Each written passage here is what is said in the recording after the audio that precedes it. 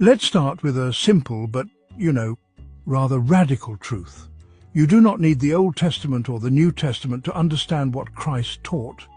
The words of Christ are clear, untarnished, and they really do stand on their own. The old scriptures and the stories about Christ's life help verify who he is, but they are not required to grasp his message.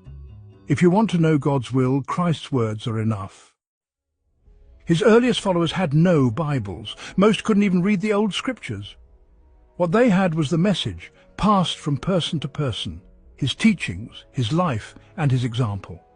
That's what transformed the world. Not institutions, not doctrines, not empires, but the words of Christ alive in the hearts of those who truly listened.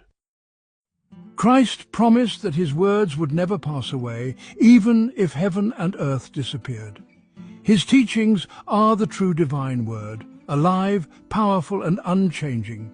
They don't contradict themselves. They don't need interpretation by an elite class or priesthood. They are understandable by anyone with a sincere heart and a willingness to obey. Christ's message is simple. Love God with everything you are. Love your neighbor as yourself. Forgive everyone, even your enemies. Do not repay evil with evil, but overcome evil with good. Care for the poor, the suffering, the forgotten. Seek truth, purity of heart and sincerity. Trust God and let go of worry. Live as Christ lived, laying down pride and embracing humility. He didn't call anyone to build an institution or create a religious hierarchy. He said, wherever 2 or 3 are gathered in his name, he is present among them. When Jesus said, I will build my church, he used the word ekklesia, which simply means the called out ones, or a gathering of people called to follow him.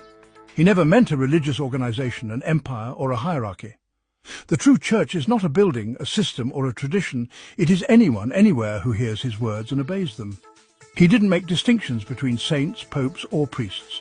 In fact, when John knelt before an angel in Revelation, the angel stopped him and said, "Do not do that. I am a servant like you. Reverence is due to God alone, no one else. No." Christ warned that many would be deceived. He said the path to life is narrow and only a few will find it. If you find yourself on the side of the many, simply following tradition or the crowd, ask yourself, are you walking the path Christ described or the one constructed by men under the influence of the fallen?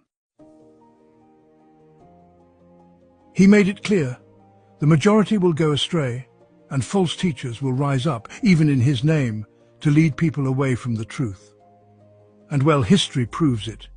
Those who dared to preach his true message, when it contradicted the power and traditions of the masses, were tortured and murdered by the very institutions that claimed his divine authority. The voices who clung to Christ's actual teachings were often silenced, exiled, or killed, yet their witness still shines as proof that his message cannot be erased. If you strip away the layers of tradition, theology, and ceremony and just listen, his message remains whole and understandable. Anyone who loves the truth can see it. You don't need advanced studies, secret codes, or religious credentials. You need only a humble heart and the courage to obey what Christ said. Christ's words are alive. They have never been erased, never been buried. His earliest followers turned the world upside down, with nothing but his message shared and lived. That same message is available to you, unfiltered, untarnished, unbroken. If you have only the words of Christ, you have enough. Listen, obey. The truth will become undeniable, and the narrow path will become clear.